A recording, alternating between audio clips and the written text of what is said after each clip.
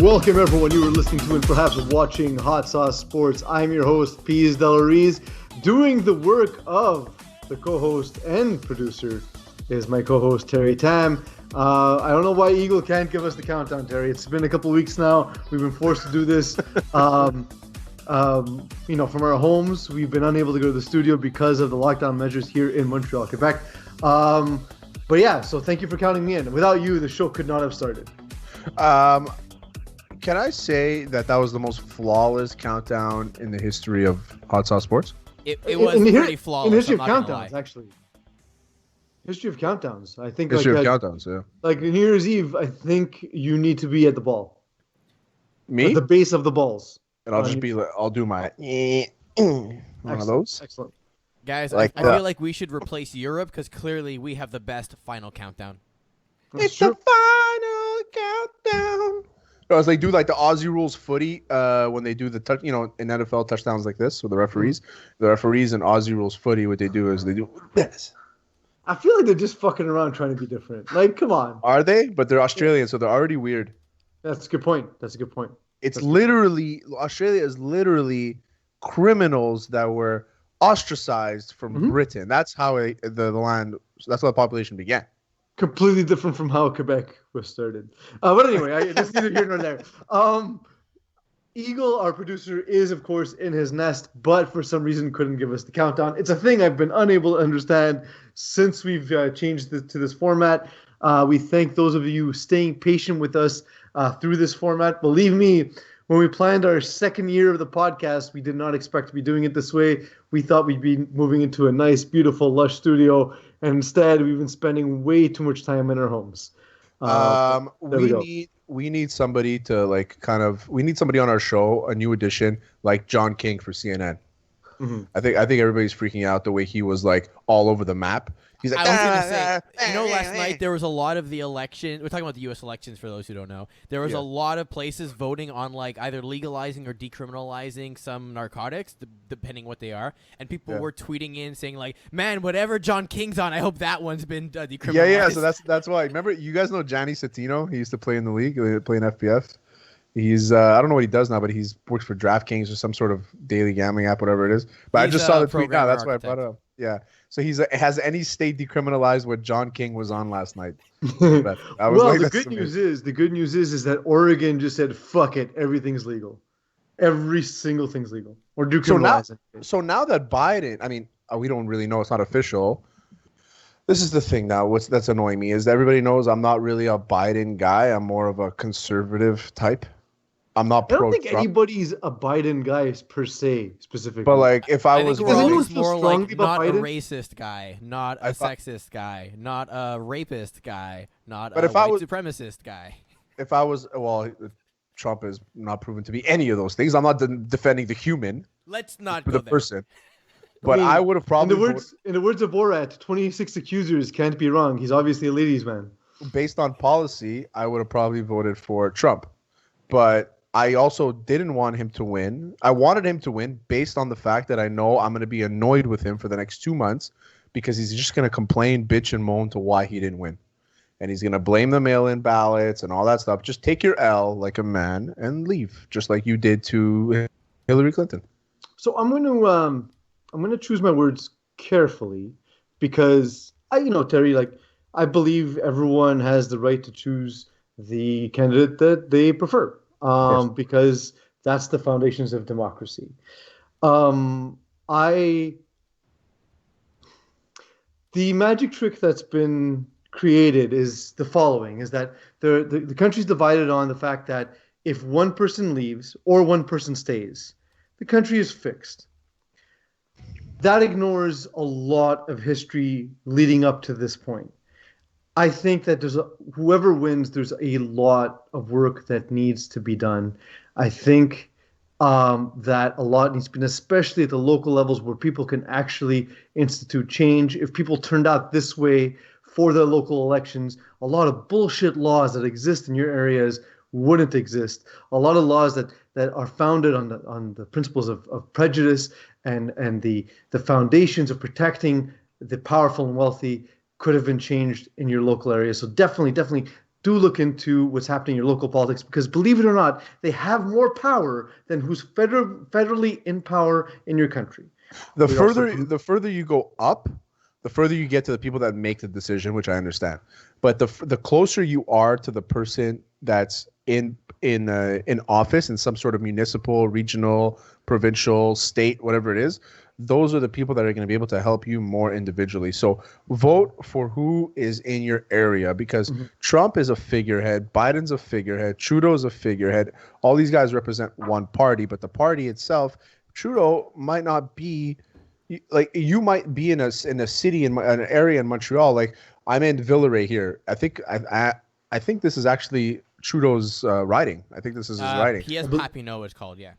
Yeah, so this is where I am in Villeray. So this is Trudeau's riding. So like I'm in Trudeau's area, so I can actually direct my questions towards Trudeau. Luckily enough, but other people they have conservative riding, so they'll have to direct their questions to the Conservative Party, which is normal, completely normal, and that's what a democracy is.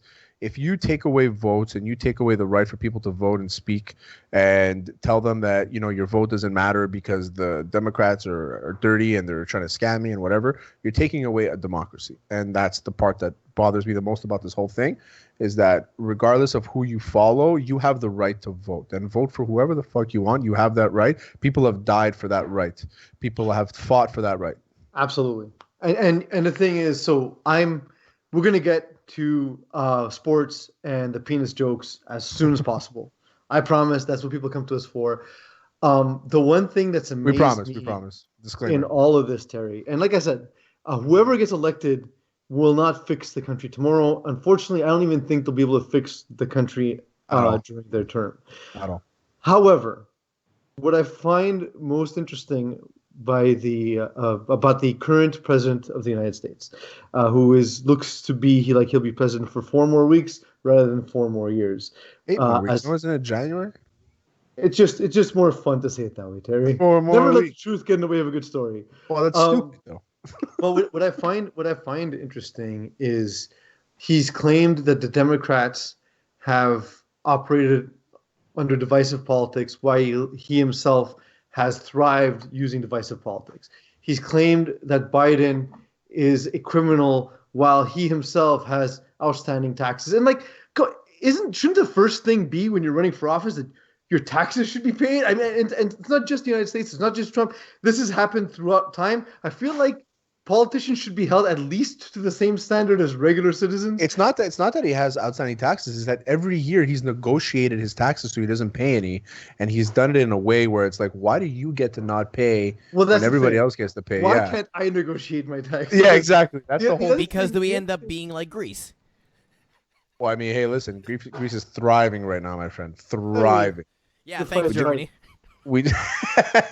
You're welcome. So the other thing too is he's claimed he's made references to Biden being a pervert and so on and so forth, but then you have 26 accusations against you. You have video footage of you being buddies with Jeffrey Epstein. There's a lot of things where it seems as though even while being president and saying, you know what, if I'm not elected, the pandemic's going to get really bad, and there's going to be race wars in the streets. Those things are currently happening while you're president. So like I said, I don't particularly like either candidate. I think you should vote for whoever you like, but I've never seen. Kanye West is on the ballot. It's true. He's gotten was it 60,000 votes? Yeah, he got 0.3%. Yeah, I just saw that he officially conceded, Terry. He officially conceded. It was a tie race. He did the right thing. He did the right thing. In 4 years, maybe Kanye West. But the thing is that I've never seen a situation where someone in power behaved as though they were campaigning while they were in power the entire time, and took no accountability for the things that were happening in the country while they were there. That's the first time I've ever seen that. I've always said, and I said it again in our group chat, and it's like, as conservative as I am, smaller government, more whatever, is that I always felt that if you take Trump's just his policies, not the way he speaks, and you put Obama's leadership skills there, the way he speaks to people, how respected he is and how appreciated he was, you almost have the perfect president. But the fact that Trump has all these allegations against him, regardless of if he was convicted or not, if you have 26, if you have 1, 2, then people are out to get you. But 26 is a red flag. Now, you want to talk about collusion or whatever it is. He's never been confirmed that he had any of these things happen to him, but all these allegations are coming up. It's like where there's smoke, there's fire, where there's ringworm, there's mats or whatever you want to call it. But ring mats. Yeah, ring mats. But it's a jiu-jitsu term, that's why. But at the end of the day, he's just not a human. And that's what the country's missing, is a human person that they could speak to. Yeah, a human person. For sure. I'm sure. going to be the one to bring this back into sports for just a second here. So I don't know if you guys heard, Pat Mahomes is a millionaire, and he wanted to work with the Missouri Election Committee to convert Arrowhead Stadium into a polling place. And basically their electoral committee said, sorry, no can do. We don't have enough voting machines. So he bought the voting machines for the election committee and said, now put them in Arrowhead Stadium. So just a big move from his part to try and make sure he can encourage voting.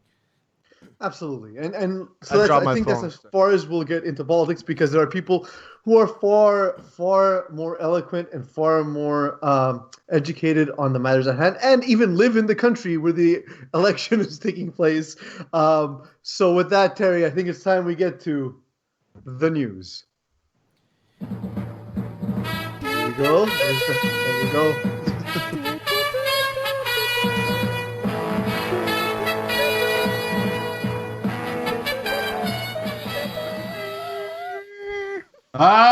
Terry is the news. I didn't hear you. I know, I said it really loudly. So that's probably the most awkward transition we'll ever have to do. But here we are. It's been a crazy time all over the place for a whole bunch of reasons, but nowhere crazier, of course, than Dade County, Miami, to a time. Here we are. To a time, your boy. I am so excited, Terry. You're really, so, are you? You know how I am as a sports fan. I'm not a passionate sports fan who like loves their team, die hard. Like, I'm literally the guy who will go to Miami, and if my team sucks, I'll just go get a Cubano, chill at the beach, go hang out at La Careta, like go to, maybe hit up Live at night. But like, I'm not really going to be beholden to go watch my team when they're garbage. But there's just this feels different. I might be wrong. Tua might not be the guy.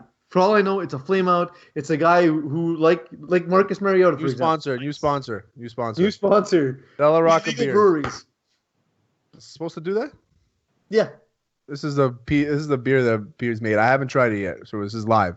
Live taste test. You're gonna get a real taste. You're gonna get a real score here. Okay. I had some last night. It was delicious. You're gonna get a real score. Ready? Real score. Let's do it. Real one. Real one sip. Everybody knows the rules.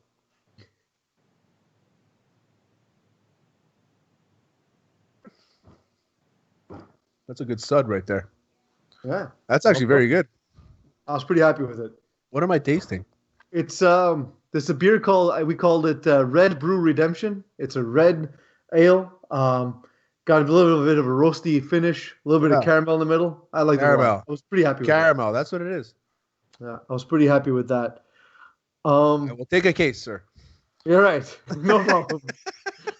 So with the taste, that's not the way. But maybe that's sort of the thing we can do to compete with the Barstool. By the way, is we taste beer, and then within a year we're all 500 pounds from nonstop drinking beers. Well, what's his name? Chris. Contributed to the show. Chris Mancuso. He's the seltzer king. He does this.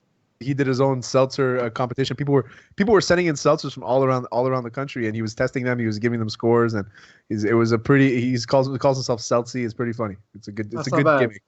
If this is a way we can get free beer, I'm down to do it. Oh yeah, let's do it. So, Pease, are you happy for Tua because you actually think he makes Miami a contender, or are you just happy you have a quarterback who can play quarterback? Yeah. So I wrote an article about this on hotsaucesports.ca, and I was talking about how being a Miami fan for my entire life has been largely a fandom, at least since the year 2000, where it felt as though it's a fandom with dwindling hope, right? So like after Marino, it went on to like the era where, okay, fine, we got Ricky Williams, and that was kind of exciting with Jason Taylor, Zach Thomas. But then like we never really had the quarterback to go with that, and it sort of petered out, and it never has there been a season since then where we legitimately felt as though there's a hope. Ryan Tannehill was kind of fun. He was athletic, but no one expected him to be the best quarterback from even that draft. And now we have Tua, a guy who came in.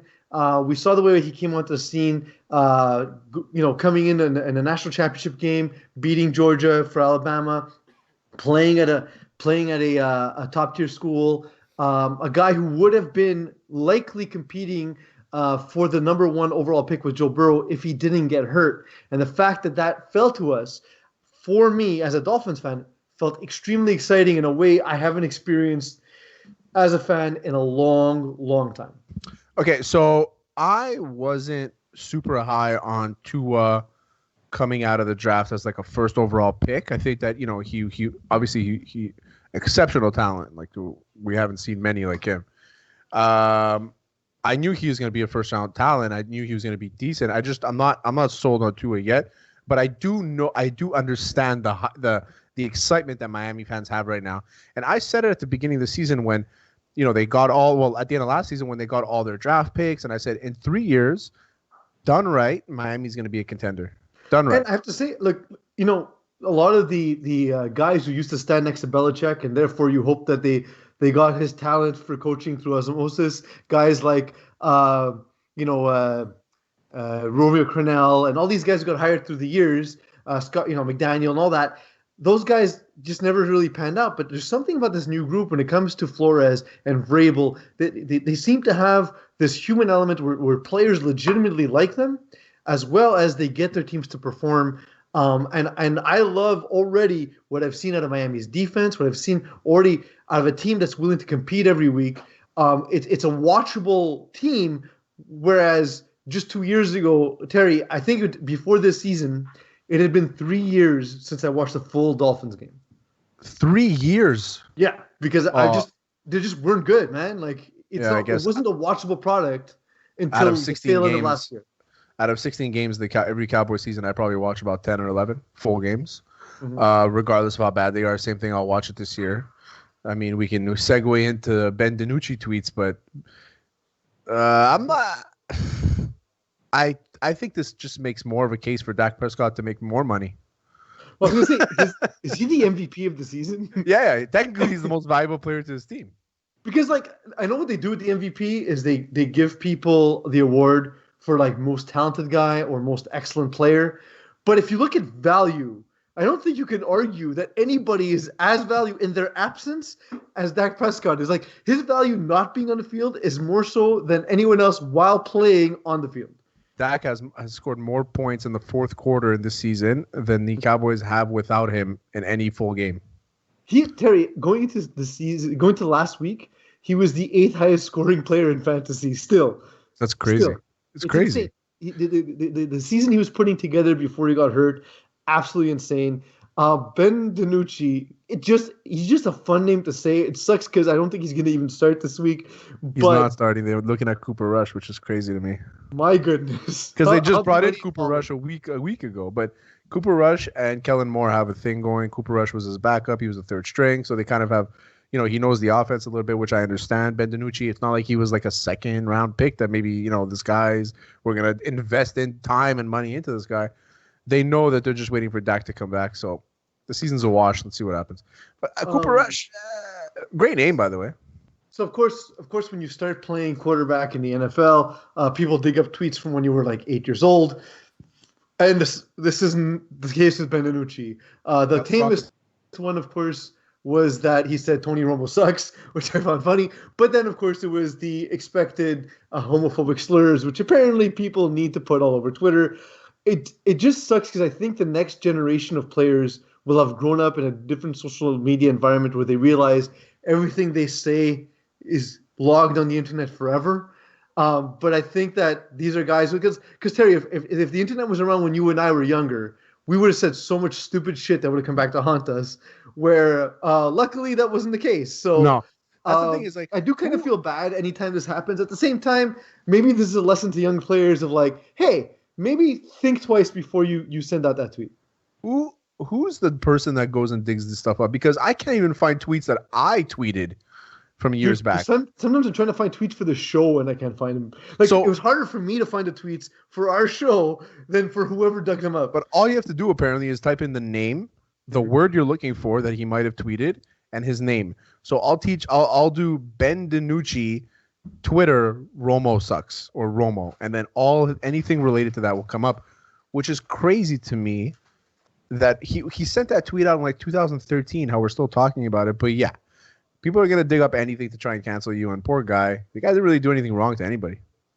So that's the thing I think over time we're going to realize the impact of words. You can apologize for words. You can't apologize for actions. He hasn't done anything wrong that we know of.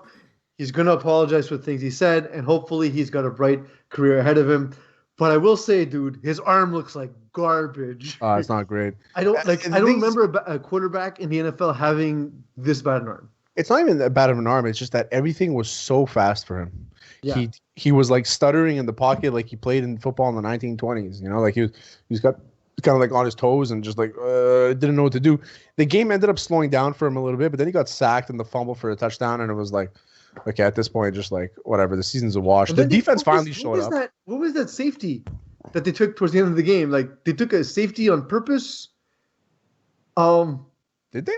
Yeah, to put themselves. I tuned out. 14. I had tuned out at that point. It was. I think Mike McCarthy may have studied analytics, but just doesn't understand basic high school math. Sabermetrics. No, I think it made sense though, right? Because if you were going to give a bad field position and you were down 12 anyways, so being down 12, you have to score 2 touchdowns. You can't get any other combination of stuff. Either way, if you score 2 touchdowns, you just get 2 extra points, you win the game as opposed to tie them. Right, but you're giving a really bad field position in order to do that, right? So you take the safety, you keep them deep, and basically you reset the field advantage. Well, I understand, Eagle, but the problem is that it's not a kickoff; it's a punt on a safety. Yeah. But I guess in his mind, if you're down 12, you're punting. They get the ball at midfield-ish. They kick a field goal. Now you're down by 15. Now it's equivalent to the other option, right? Where your punter could punt it through the end zone. You know where they got the ball. You do know where they got the ball, right? They ended up with the ball at their own 40. So they gave up 2 points. Well, that's because their special teams didn't do a good job covering the punt. But I digress. That's another problem. It's hard to cover a safety punt, man, because you're out kicking your coverage by definition, right? Like punts don't typically have to travel that much distance. Anyway, that's neither here nor there. Javon Wims goes and takes a swipe at Chauncey Gardner-Johnson. Gardner-Johnson wasn't even covering him. It was just at the end of the play, he ran up to him and smacked him in the face. The memes, of course, have been awesome. But I have a question for you, Terry, and I don't think anyone's really talked about this. Chauncey Gardner-Johnson was the player for whom Michael Thomas was suspended for punching at practice. So maybe he just knows how to get under people's skin. Yeah, I was going to say, is there a chance the guy's just an asshole? It's probably just a colossal jerk. Also, he stuck his fingers into the mouth of another receiver like 2 plays before that for the Bears. Miller, yeah. Yeah, so I think that's what he was kind of retaliating for, but it wasn't the same receiver. This guy is very good at getting into people's skins. Mouthpiece. Oh, he did? His helmet. Oh, that's good. He was just doing things to piss guys off. And, so, it was a penalty. You know what happened with that? He became instantly my favorite player. I love these rats. I love guys that just get under people's skins and don't really do anything much, you know? I love it, like Matthew Tkachuk and Bradley and Brad Marchand. You know, given that he plays for the Saints, one thing he doesn't do for certain is cover the middle of the field. I saw something, another thing that I found interesting, Terry, that happened this week is Bill Belichick was talking about the team's cap issues as to why they're not succeeding. And then I was thinking about this. Isn't Belichick the GM of the Patriots as well? Yeah. So he's blaming the GM, who is himself. He's also the one also the reason that they owe that dead cap money to Tom Brady because they didn't want to re-sign Brady. What am I missing? I don't understand. So the way I understood this is they justified it as saying we went all in for like the 3, 4, 5 years essentially and burned all our cap space, and now we've run out of runway, and that's why we had to sign Cam Newton for $1 million. That's why we don't have any big stars anymore. That's why we're super tight this year, because essentially we made the conference finals, we made the Super Bowl a few times and everything, and that's what you get when you try and do that. Okay, but I mean, like, you're still in charge. it's your job to plan that out. Like, You're you mean, still like, the I guess guy that that was the does that. plan. It's go until Brady gets too old, and or until they think Brady gets too old, and then you do a little reboot, right? You drop a little bit, you get some good draft picks, you rebuild your roster. so like I see situations like this, and I see like the Saints are going to be 92 million over the cap next year. Um, I don't understand really how these teams Over the plan. cap? Sorry, They're going to be over the cap by 92 by million? about 92 million. Yeah. Okay, what happens? My guess is Breeze is going to retire, and they know this in advance because it's the only way you would go that far out in front of the cap. I remember And the I think if Cowboys. Breeze I remember the retires, they don't. Cowboys were over, and they just took a penalty on the year after. Yeah, but I don't think you could be that much over the cap. No, but it was because it was post lockout, so they made an exception for the Cowboys and the Yeah. Redskins, Yeah. and then they both didn't make the How'd that playoffs. work out for both those teams? They both by the didn't make the playoffs. way? Eagle, your team's not getting out of this either because we talked about how happy I am with Tua, how sad Terry is with Benvenucci. The Packers talked about potentially trading on the trade deadline for. Actually, no, we'll get to that in a second. Let's start with the first messed up thing with the Packers. They had a player. Was it Jamal Williams or AJ? No, it was the other running back. Hold on. AJ Dillon. Yes. So AJ Dillon tests positive for coronavirus before the game, plays the game, then contaminates the whole running back room, and then they're starting at running back tomorrow? Is it going to be another we wide honestly receiver don't like know. So Montgomery? admittedly, Aaron Jones was injured going into this game. Jamal Williams, I think, was already kind of struggling. So I don't think I'm not sure. I can't remember if he played. I think he was questionable, and I think he missed. He might have missed the game essentially. So essentially, the way I understand it is AJ Dillon was their starting running back, and whether they knew or not and dressed him, maybe it's because they were like, we'll take the fine and move on, which to me sounds ridiculous, but I don't really know how that works. You know what sounds ridiculous to me? Why you're not an Eagles fan? Because the Eagles suck. Yeah, but you didn't know that when you were 4 and you chose the team. You know what I did to choose the team? My dad What? bought me a cap at Walmart, and it happened to be the Green Bay Packers cap, and that's how I became a Packers fan. And thank That you, happens a Favre, lot. and thank you, Rodgers. In the article I posted on Hot Sauce Sports, I talked about how my dad had bought a 1972 Dolphins jersey and hung it in a closet because he just felt like it was important to have a memory of that season. And I just, as a kid, was in love with the colors, and that's why I became a Dolphins fan. In love with teal? Yeah. Yeah, And, teal in, and in orange. Terry's case, I mean, your backstory for liking the Cowboys is you're a piece of shit. So Well, I am a piece That's of shit, true. but the reason why I like the Cowboys is a backstory right here. I was a Niners fan. My brother was a Cowboys fan, and the Niners had lost to the Cowboys in the conference championship that year. And then my dad's business partner at the time, had told me he was a Cowboys fan. He convinced me to switch. So I switched from the Niners to the Cowboys that year, the year after they lost. And my brother switched to the Raiders because my dad is a Raiders fan. And then I stayed Cowboys, and my brother and my dad are lonely Raiders fans. Growing up, I had This show is brought to you by Mike's BBQ Rub, home of the best rubs in town, and La Sauce barbecue sauce. Peace. Just like Rubbercraft, I can't resist a good rub down, and Mike's barbecue sauce is the best rub down in town. So visit Mike's BBQ Rub, MTL.com, and use Hot Sauce 10 promo code for 10% off on all individual bottles. That's Hot Sauce 10 for 10% off. And don't forget to rub your meat peas. and we're back. I think we're back, Kegel. yes, You we're were pretty back. You were I pretty miss fast being on in that the one. I studio, don't man. think you know This what is to count. terrible. I hate this. I hate this so much. We're back. It's myself. It's Terry. It's Eagle. We're joined by Steph Savage Paulson.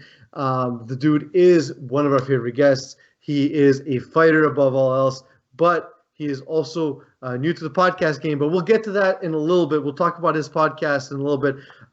We had a little sort of talk off air real quick. And Savage, you just ran a marathon. Did I hear that right? I did. I ran 42.2 kilometers. I did. So people with that level of athleticism, Terry, irritate me. Like, how can you be that good at fighting and then be like, you know what? I'm just gonna drop 20 pounds and go run. I'm just gonna do that. Why not? So if I run more than 15 steps, my ankle does this, and then my knee does that, and Yeah. I can't do anything much more because I have 250 pounds smashing down on my knees and my joints and everything. So yeah. So you got to fight through it, man. I know a lot of guys that are my size that start to run and they lose a lot of weight, but Steph is probably the guy, especially on what I see his stuff online, is probably one of the most impressive guys that I know when it comes to training. I think that Steph, I don't want to, blow your head up too much here, well, thank you very much. I appreciate it. No, but I love it. I I'm love blushing. it because it's like I look at it and I'm like, fuck it. I need to get off my ass, and this guy just gets off his ass all the time. You know what's funny about it is that like I started running during this pandemic more because I was stuck working out outside. So before every single workout, I mean, Terry, you saw the workouts I would do like during April and May. They were like I would post some of them. They were pretty intense. I used workouts to work out my demons in my head. So I had a lot of demons, I guess, at that point. So I needed to work out like a savage, basically. No pun intended. But before every single workout, I would run just 1 mile. It would be basically three roundabouts or where I live, like around my block, 3 times around. And it gave me 1 mile exactly. And I started doing that every time to kind of gauge my fitness. So on days that I would run it at a certain time, I knew I wasn't recovered. I wouldn't either work out hard, or I wouldn't work out at all. Like some days I was like, holy shit, like I'm 30 seconds below my average or the normal time, or like I knew something was wrong. And I normally felt it, but I still used that running. And I had told myself at the beginning of the year that I was going to run a marathon before I turned 40. And it was just something I'm like, I need new goals for 2020. Let's see. Maybe running. I hate doing it, but it's something hard. Maybe I can push through it. And then pandemic hit and all the shit happened, right? I had an injury, concussion, the whole shebang. And mid-August hit and I was like, man, I need to figure out something before I turn 40. Like I really need to make a move. And then I started thinking maybe I should run this marathon, but every single marathon that was scheduled was shut down. So I said, you know what? I'm just going to do it on my own. I'm going to give myself 30 days. I'm going to run as much as I can for 30 days and just ramp it up every week and see where it takes me. And then on October 18th, which was 31 days, I said, I'll pick a route in Montreal and I'll run 42.2 kilometers. And that's what I did. Where did you run to? Awesome, man. I started like down like right on the Lachine Canal ends and like La Salle starts. So you kind of like go over the little bridge. And then it takes you, I went down Lakeshore all the way to Bay Durfee, all the way to the end of the island. That was about 25 points. I had calculated it was 25 kilometers, and my wife was waiting for me there. I changed clothes. I refilled my bottle of water, and then I headed back, and I knew I had to do 17 kilometers the other way. And that's on the way back is where it started getting like, that's when the shit started getting, so I can say shit right on this? Yeah, of course. You can say anything you want. And and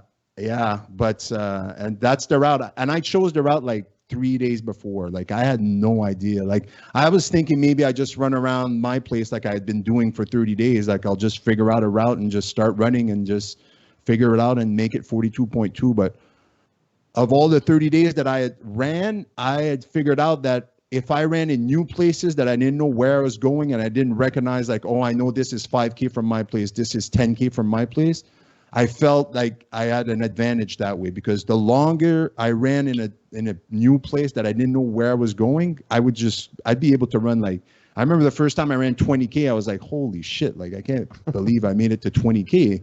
But then I go, oh, now I have to go back home, so it's like, but it was, honestly, it was physically, I knew I could do it. It's just, I had to put myself there mentally. And that's really what I wanted to do. Like, I knew that my body and my cardio was able to take it. Like cardio was not an issue.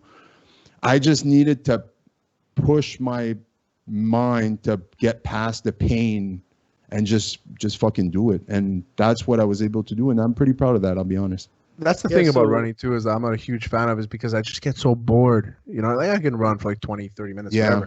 But I just get so bored and I can't do it. So I'd rather like play a sport or, jiu-jitsu or wrestling or boxing, like the little things like that, just kind of like, well, I don't really have to think, where I can't be in my own mind. My ADD is going to go through the fucking roof, Yeah. So that's the thing for me. Like my ADD is as such that I don't even get there. Like I'm like, okay, I'm going to go running. Let me go get some sweet threads I can put on so I'll look good when I'm running. Choose my jogging pants, choose a nice T-shirt. Then I get my phone. I need an app. I need an app to track my jogging. Yeah. Go look for an app. I end up just ordering something on Uber Eats, passing out on the couch for 6 hours. So like it doesn't work out. It doesn't work out for me. I don't know why. It just can't get there. I can't get it. I think you just described 80% of men at our age. Yeah. You know what I mean? And then we have Steph, who just turned 40. Congrats, by the way. Happy birthday. And, Thank you. Jesus, that's terrible. Yeah. That's terrifying. Yeah, because you're 40. You Like, look that good at 40 and not like us. because Pease, you're like 50 now, right? No, I'm 38. Unfortunately, I look unfortunately just 38. Steph, so like, how has it been in terms of like fighting? Have you? I know you said you had a concussion, but Yeah.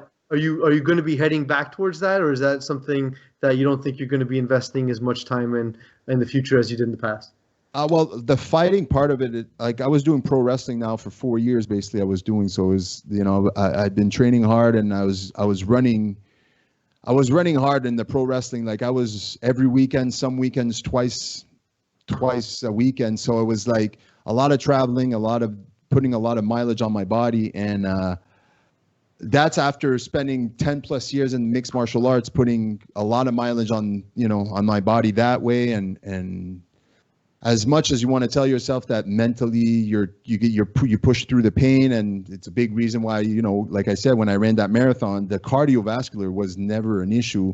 Like at no point was I ever gassed out, but it was like my hip, like I'm fucking 40, like where I was 39, but it's like, and my certain parts of my body are more like 50, 55 just because of the mileage I put on with MMA for 10 plus years, then pro wrestling for 4 plus years.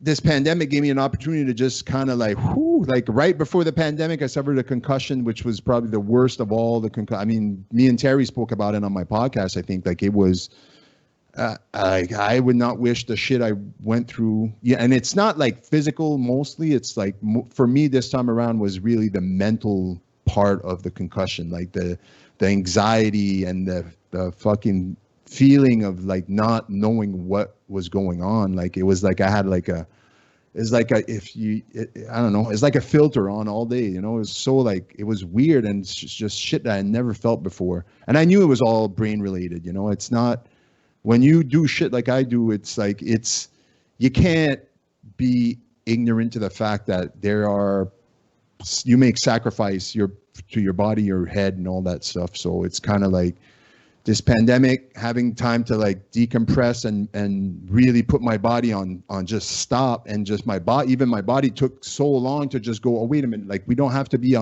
100 all the time. Like we can actually chill. Like it took me weeks to not get anxious on Thursday, Friday, and Saturday, because I was used to just ramping up the machine till 11 when I got to Saturday, and it was for me, it was calculated.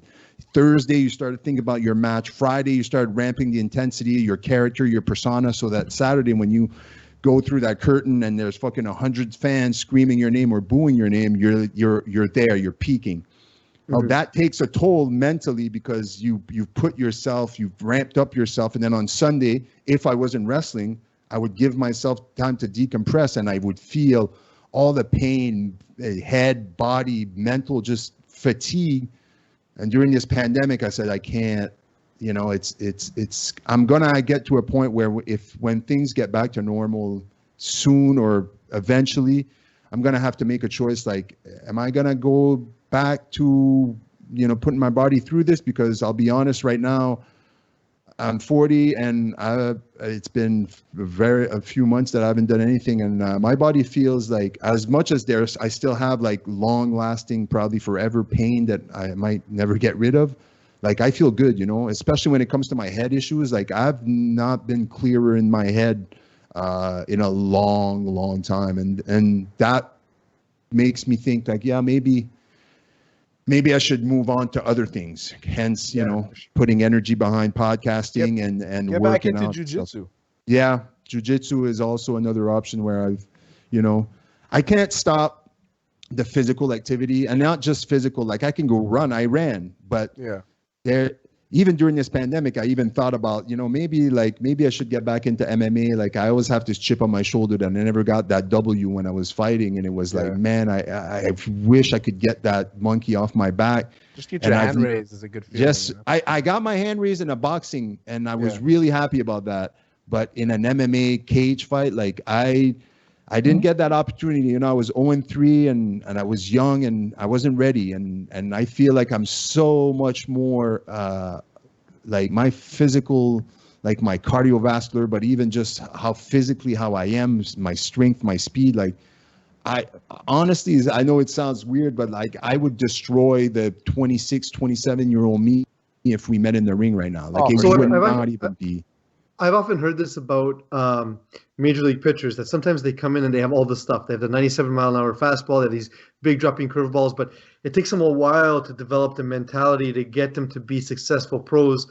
But going back to the concussions for a sec, I know the last one I had, there was certain things about my personality that during the time where I was recovering, I was very different. One of the things is I'm big on like events with my family and friends, and I was hosting our Christmas party that year at my house, something that I don't even know if will be possible this year, but that year we were able to do it, and that I fell asleep on the couch at like 8 p.m. in front of my whole family. Woke up the next day, I missed the whole night.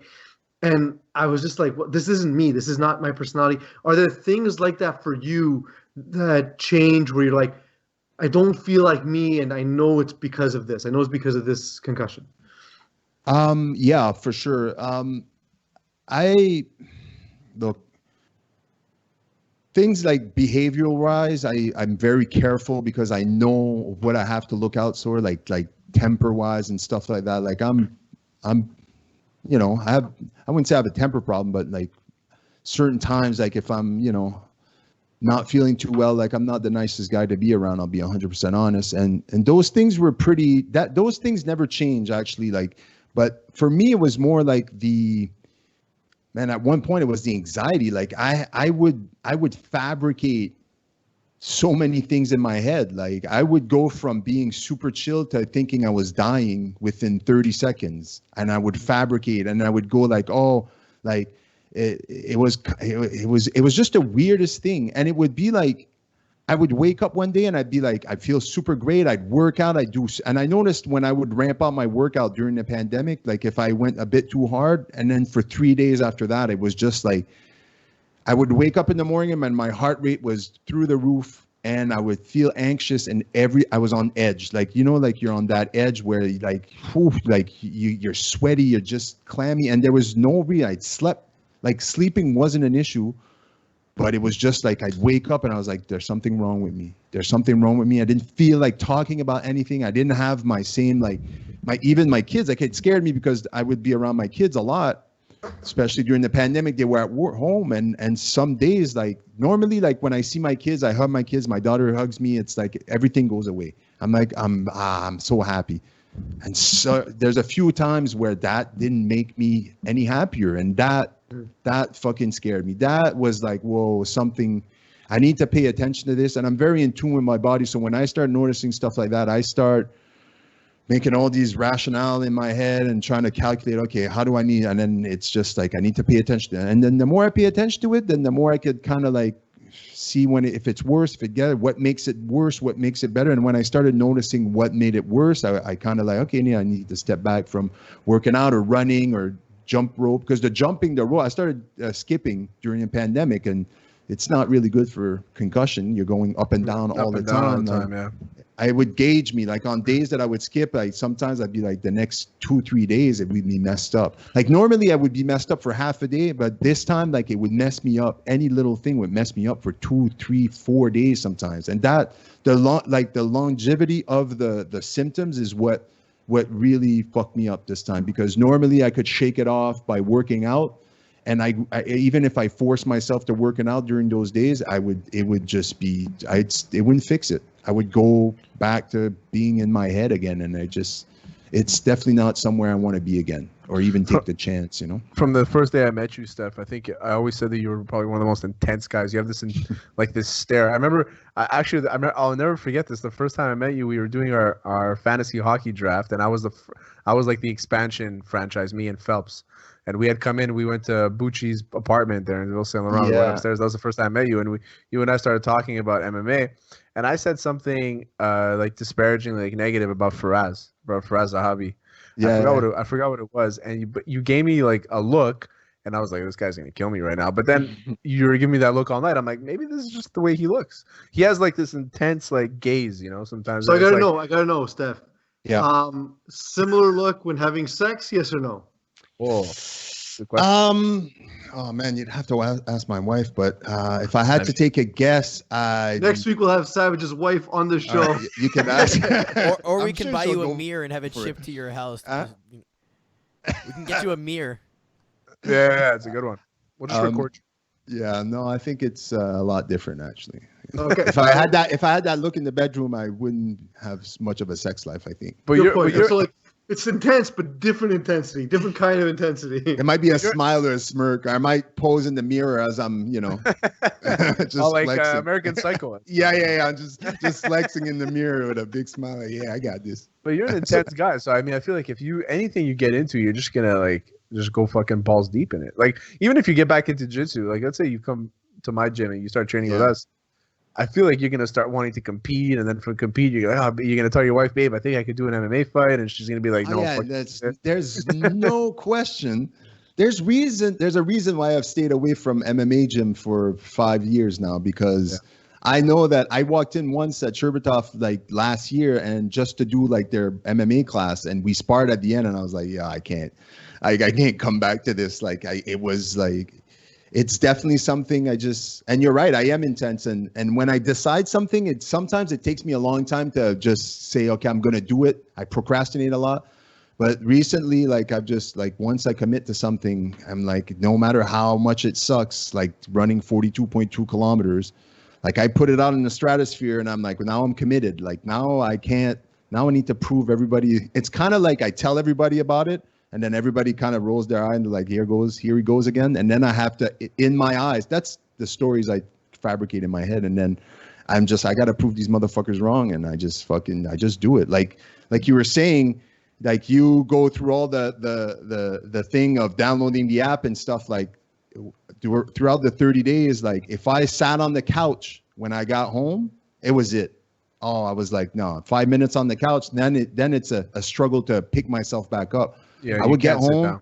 I get home, I get my kids. I would get home, change, hydrate, and I'd be gone. If I had to do 10 kilometers that night, I was gone. If I had to do 12 or 16 kilometers that night, I was gone. And this is after, like, not to bolster myself or throw myself out, but this is after working an 8-hour shift on my feet all day, walking around. Like I don't sit down for more, 20 to 30 minutes on my lunch break, and that's it. Like my job, like I walk around 13 to 15 kilometers per day just at my work. It's like I'm on my feet all day and I'm tired, but the more tired I am, the more my brain tells me, yeah, let's go, motherfucker. Let's see what you got. And on the days that I struggle to just put the sneakers on, it's on those days that I go, I was only supposed to do 5K today, well, I'll do 15. And then I just fucking do 15 because my brain is like, oh yeah, come on. You wanted to do 10? How about you do 15? Come on, pussy. And then I'm like, all right, here it goes. And then I go and I fucking get home and my wife looks at me, she shakes her head and I'm like, yep. You've always been an impressive guy. So like I never need to worry about Steph's competitiveness in the ring because fighting is not my game. But now Steph's thrown his hat into podcasting. Yes. So we have a fierce competitor. Luckily, Terry, we started off with Savage as friends, so that's going to continue, of course. Steph, why don't you tell us what your new project, how did it come about, and what's the goal behind it? Yeah, of course. Listen, I've been podcasting for a few years on and off. I started a long time ago. I had a show. I had a few different shows. I tried out different ideas. Modern Maverick. I had the Modern Maverick podcast to start off with, and then I tried this pro wrestling podcast for a while. Then I switched it up, and a couple years ago I started this podcast called This Savage Life. It's great. And I recorded like 20 episodes. Terry been on a few times, and then I stopped. Time, life, whatever it was, and in 2019, I said, you know what, fuck, I still have all the equipment. I'm just going to dust it off and just, start doing episodes again. And I started doing episodes, I think it was around November, December 2019. I had Terry on because I knew he lived around here. And And I would always want my guests to come in studio. I had this little studio built in my office at home, and I just felt like having a one-on-one conversation is what I wanted for this podcast. Pandemic hit, and then we're all forced to adjust, and I was left with a lot of time on my hand. I was at home, I wasn't working, so I put a lot of energy behind this Savage Life. I started doing episodes with Skype and Zoom, and I was able to have people that I would have never gotten on because of the technology, because they didn't necessarily need to live in Montreal or the surrounding area to come over. And even the people that live in Montreal, like, I could only record on weekends because I work full time, I have kids and family. It's like, who wants to come over, ruin their Saturday afternoon so it was like, but this way it gave me an opportunity to really like work on this craft of like doing this podcast and improving myself. And it was always something that I always wanted to do. Like, I just want to turn on their mic and have a conversation. And it was like, there was no structure. And even though I love doing it like that, in the back of my head, I was always like, I need to be a bit more structured. It needs to be more about the guest and less about me. Like I would always make it more about, I would always end up making more about me, because sometimes I would have episodes where it's just me and no guests. And plus, I wanted to start doing episodes in French. My first language is French, and I'm not only like French, but I'm like French Canadian, but I'm Acadien. Like, I have a very distinct type of French, and I just love talking it. And the more the pandemic went along and I was at home, I started talking more and more at home with French instead of talking English. And I said, you know what? I want to start doing episodes in French for my podcast. So summer came along, I took a break, and I started building this new, I said, I'm going to revamp the name. So now the name is no longer This Savage Life. It's called Le Savage Show, because I wanted to add a little touch of French and be a bit more bilingual, I guess, the name.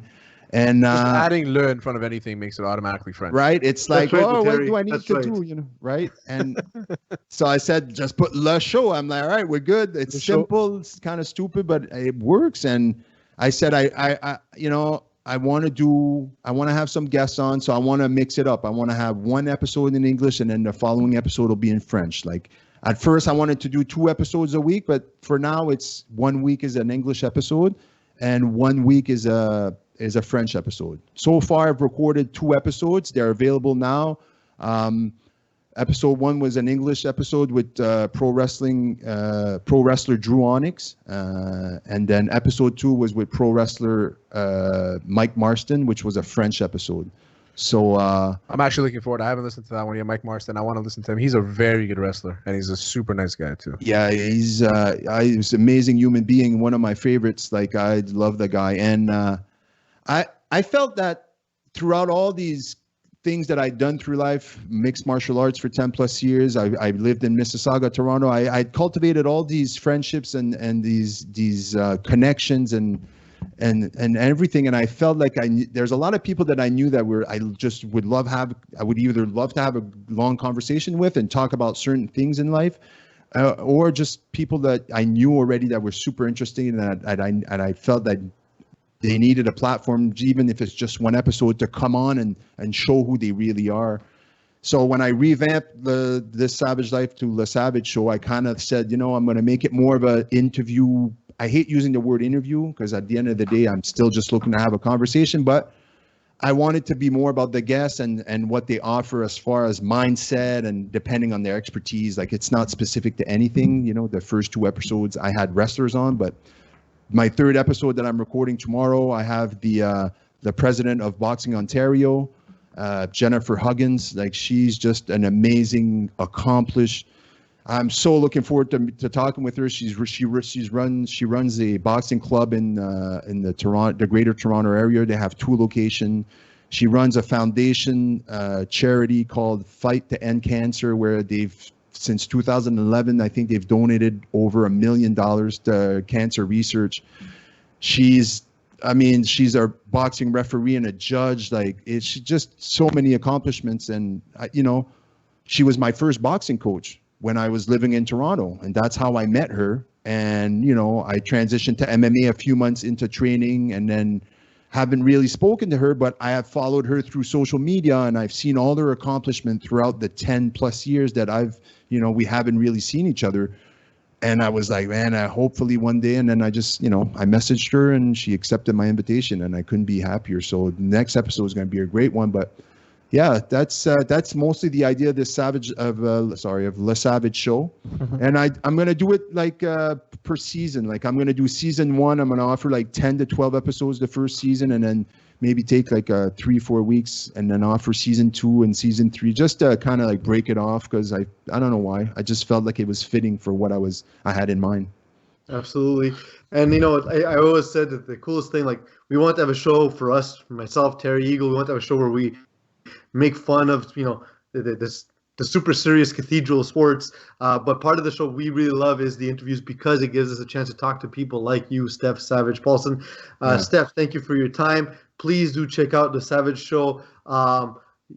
Look, Steph, you're a great dude. You're really insightful. You're a great speaker. I love interviews like you, because I just toss you a couple of words and you take off with it. So I'm sure your show is going to see a lot of success.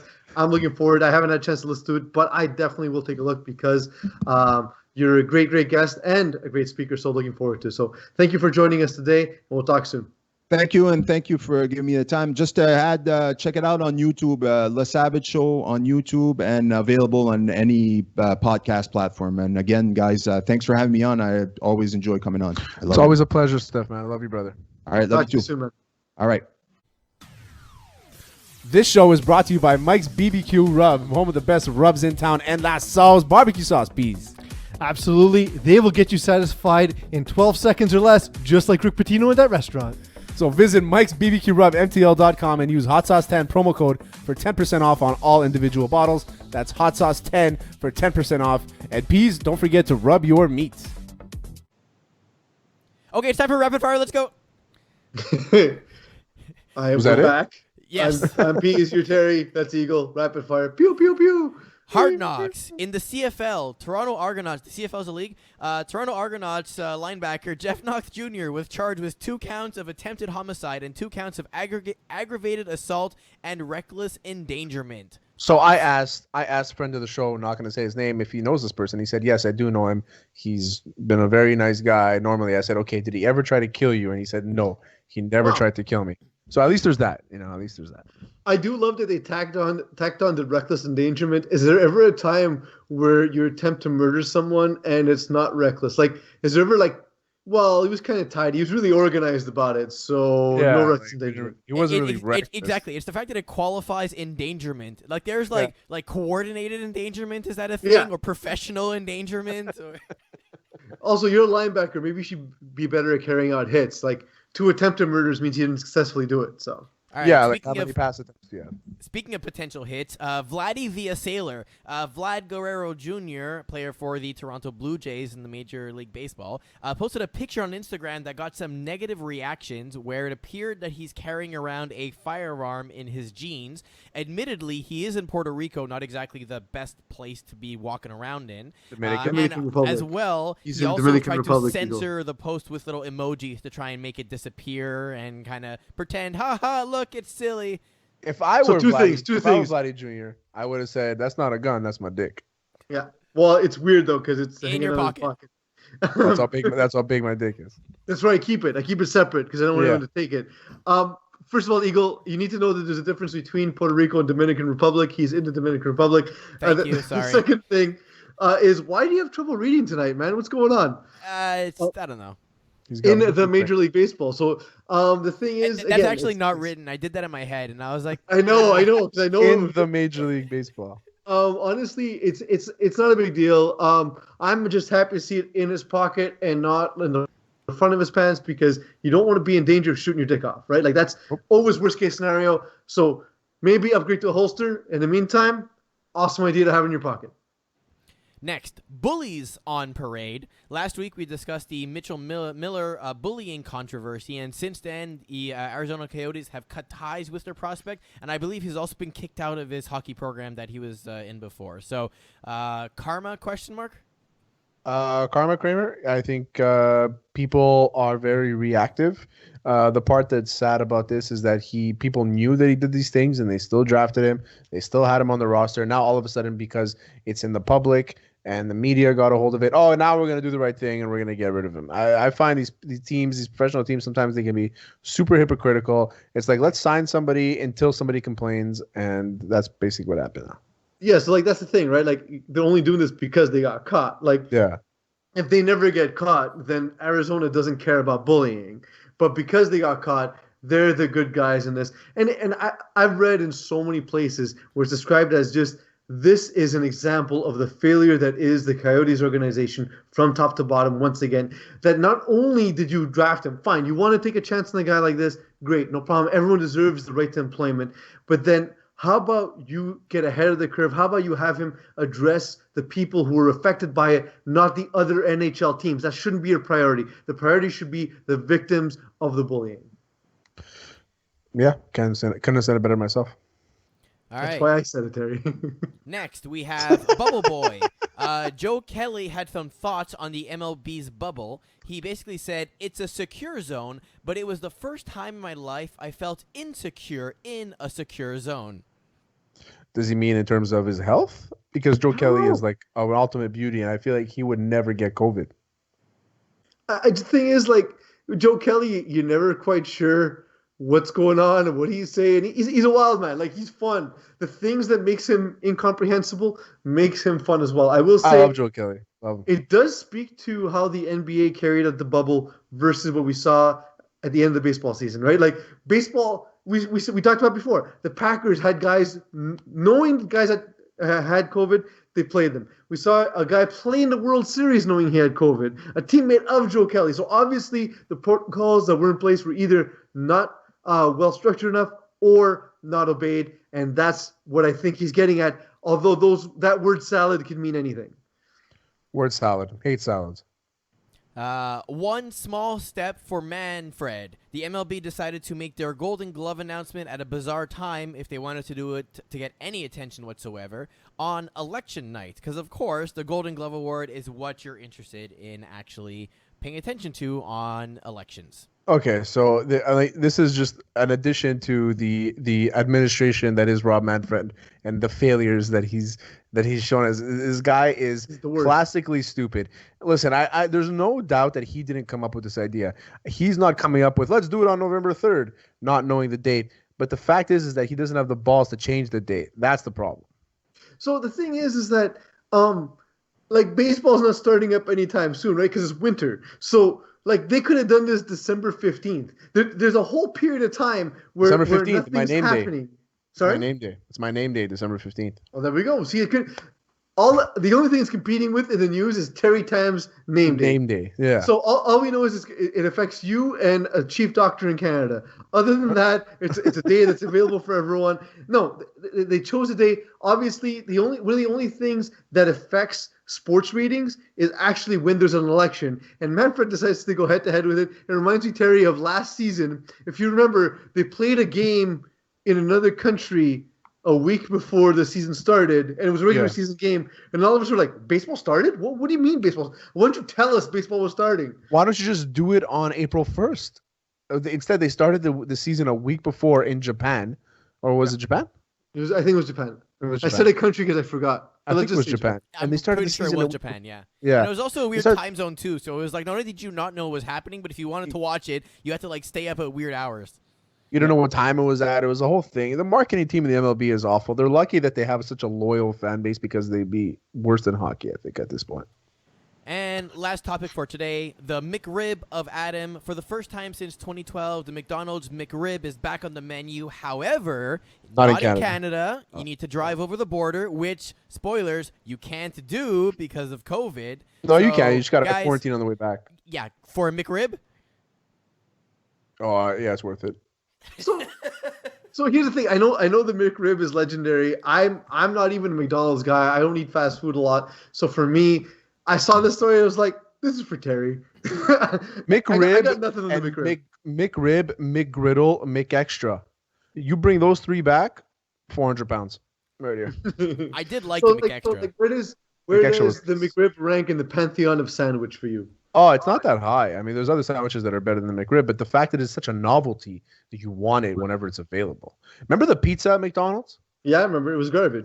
Yeah, not great, but if it comes back, 400 Oh pesos. yeah, I'm gonna try it. If it comes Yeah. back to Canada, I definitely will try it. I'm eating for sure. The one thing, You the have to one park thing I on will the never side give and wait another 15 chance to. minutes. The one thing I will never give another chance to is clear Pepsi. I don't even remember if it was good or not. It just seems stupid.